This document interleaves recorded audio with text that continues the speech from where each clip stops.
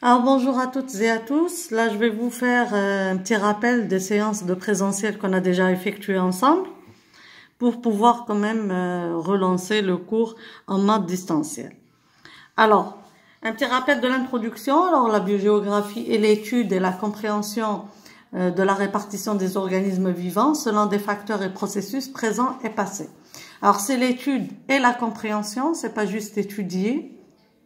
Mais c'est comprendre, ça veut dire chercher le pourquoi de chaque événement ou chaque processus ou facteur qui se sont passés ou présents. Alors, de la répartition des organismes vivants, ça veut dire elle s'intéresse en fait à la présence-absence dans un endroit donné à un moment donné des organismes vivants selon des facteurs et des processus présents et passés. Alors, la différence entre facteur et processus, facteur, c'est un élément agissant dans un écosystème donné à un moment donné. Processus, c'est la somme de plusieurs facteurs qui vont agir ensemble dans un moment donné, à un lieu donné. Alors, bien sûr, je vous ai déjà expliqué que chaque facteur agit d'une manière indépendante, d'une manière complètement différente que lorsqu'il est combiné à d'autres facteurs. La température, par exemple, elle va jouer un rôle très accentué lorsqu'elle agit toute seule. Mais si dans le même milieu, vous avez une température trop élevée et une humidité trop élevée en même temps, on va avoir un petit problème respiratoire, etc. Ou plus, ça va accentuer la transpiration ou l'absorption chez une espèce donnée. Alors bien sûr, tout cela va être étudié dans le présent et dans le passé, parce qu'en fait, tout simplement, les êtres vivants gardent en mémoire l'action de tous les facteurs et processus par lesquels ils se sont passés dans votre carte génétique, comme toutes les autres espèces.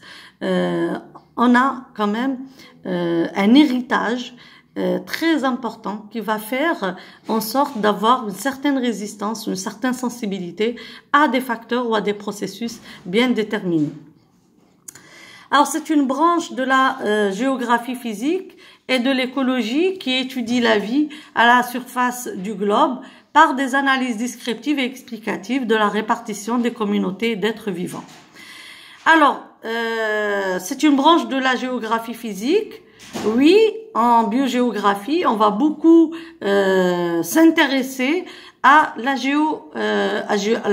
géographie, la géologie, la tectonique, l'évolution,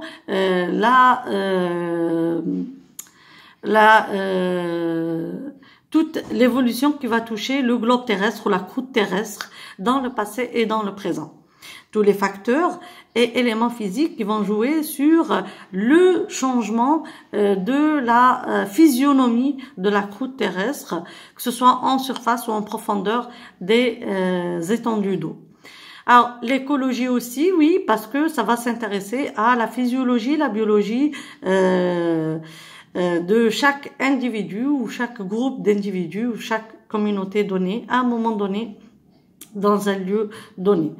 Alors, elle étudie la vie à la surface du globe par des analyses descriptives et explicatives de la répartition. Décrire une répartition, c'est dire si elle est présente, absente, très présente, peu présente, dominante, etc. Expliquer, c'est chercher pourquoi, justement. Pourquoi on la trouve ici et pas ailleurs?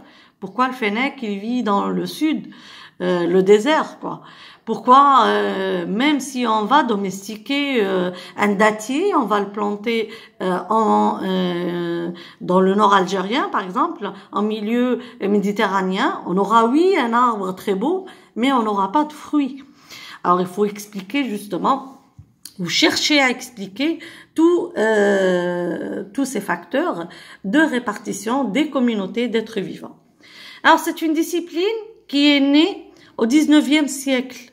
C'est une discipline très très récente. Alors la question qui se pose, à votre avis, pourquoi? Pourquoi une science aussi récente? Pourquoi inventer un axe de recherche, une discipline complètement indépendante de toutes les autres disciplines?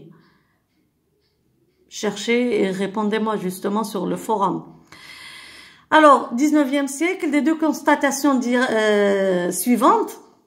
Alors, la première constatation, on a constaté que les communautés végétales de diverses régions du monde ont des aspects très différents. Oui, si on voit la distribution du végétal sur le globe terrestre, on va remarquer que les distributions ne sont pas uniformes. C'est très hétérogène. Ce qu'on a en Méditerranée, on l'a pas dans le désert. Ce qu'on a dans l'Arctique, on l'a pas sur l'équateur, etc. La deuxième constatation, les régions qui présentent des communautés végétales similaires sont caractérisées par des climats similaires. Alors, la question qui se pose, est-ce que c'est le climat, en fait, qui est le facteur agissant, le facteur clé, qui va déterminer la distribution des communautés? Là aussi, c'est une constatation très très importante. Si on va prendre en considération le réchauffement de la Terre, doit-on s'attendre à ce que dans un futur proche ou lointain, toutes les distributions seront les mêmes? On aura les mêmes communautés sur tout le globe terrestre, ou bien au contraire, on aura tellement de différences qu'on aura des communautés complètement différentes et même à petite échelle. Alors, il y a des questions posées suivantes. Bien sûr, toute science est née à partir d'une question posée. C'est toujours essayer de combler une lacune dans notre esprit, dans nos connaissances. Alors, la première question, pourquoi autant d'êtres vivants? Pourquoi cette biodiversité? Parce qu'en fait, si on va s'appuyer sur l'histoire de la Terre, elle a connu plusieurs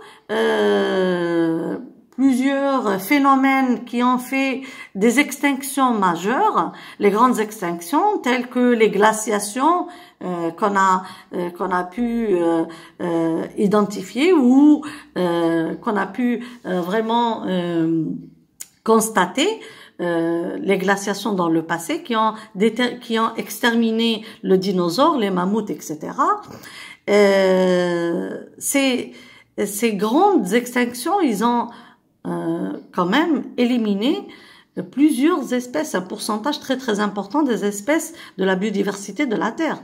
On dit même que rien que 10% ou moins de la biodiversité est restée, elle a pu quand même résister à ces catastrophes massives.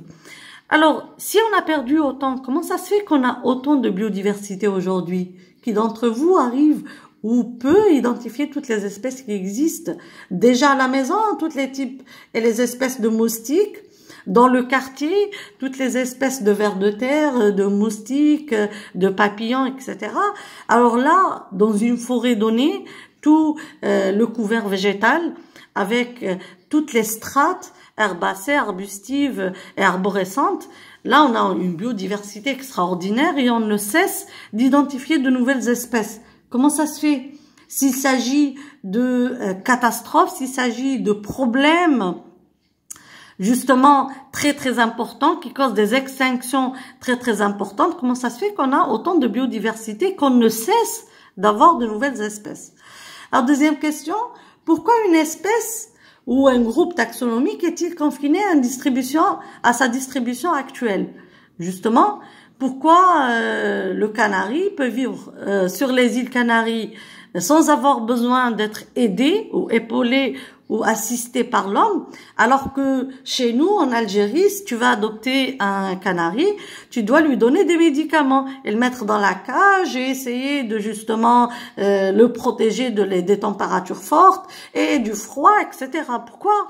Pourquoi ces distributions et pas et les espèces végétales et animales n'ont pas ce pouvoir qu'on a nous, les humains, à s'adapter à tout type de milieu? Est-ce que parce que, par exemple, nous on arrive à jouer sur les facteurs externes, ou bien c'est carrément un problème de sensibilité, de résistance? C'est dans notre carte génétique que ceci a été bien déterminé, ou peut-être qu'il y a d'autres raisons justement qui décident de la distribution des êtres vivants.